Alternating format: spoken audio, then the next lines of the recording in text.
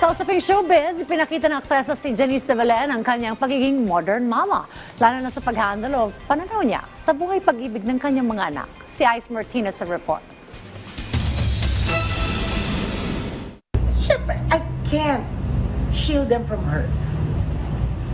I cannot shield them from hurt. It will happen. They will have to figure it out. Ito ang heartfelt na sagot ng veteran actress na si Janice de Belen sa pagpili ng future partner ng kanyang mga anak. Ako, basta importante, mahal ka, mahal mo, masaya ka, yun lang. So everything else, you'll figure it out. Napag-usapan din daw ni Janice at kanyang mga anak ang about sa relationship. Pero nasa tamang edad na raw ang mga ito, kaya alam na rin nila ang gagawin. Ay, alam na nila yan. Oh my God, we always talk about it.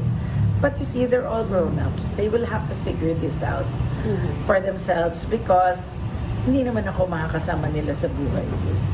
Somebody else. May 5 anak si Janice de Belen at proud siyang pinalaki niya ito bilang solo parent sa loob ng 23 years. Ang kanyang panganay ay si Luigi Mulak mula sa dati niyang relasyon sa aktor na si Aga Mulak. Nagkaroon siya ng 4 na anak mula sa kasal niya kay John Estrada, sina Ina, Moy, Kyla at Yuan. When I was younger, I used to always ask my mom to trust me. Siyempre, magreklamo siya, ba't ganito, ba't ganyan, ba't ganyan. But I would always tell her to trust that I know what I'm doing and no matter what I get into. Kahit may sarili ng desisyon ang kanyang mga anak, panalangin ni Janice na magabayan pa rin sila at maging mas matagumpay pa sa kanya. When I see that they're doing well, sa gusto nilang gawin, sa job nila, yun na, okay na yun sa akin. Speaking of successful, napag-usapan din namin ang kanyang anak na si Kyla Estrada na nag-umpisa sa kanyang career sa modeling at age 17. I'm just happy that she's doing what she's finally figured out what she wants and now she's enjoying it and she's doing well.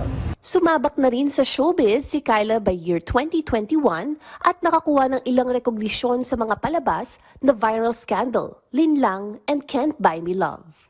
Kilala rin siya sa natatanging pag-arte niya sa Incognito at Unhappy for You. Si Mommy Janice behind all the success sa career ni Kyla? Walang naniniwala sa akin when I say I don't give her advice. I don't. I don't. The only thing I told her was just show up early for work and you're on your own. Once you're there, you're on your own. Makikita muli natin sa big screen ang veteran actress sa paparating na Metro Manila Film Festival sa December, as she stars in the latest Shake, Rattle and Roll, Evil Origins. Hindi lang yon, kasama rin si Janice sa pambato ni Silvia Sanchez sa MMFF ang pelikulang Imperfect. Isang pelikulang magmumulat sa mga social issues na umiikot sa sakit na Down syndrome. Ako si Ice Martinez para sa Pambansang TV sa Bagong Pilipinas.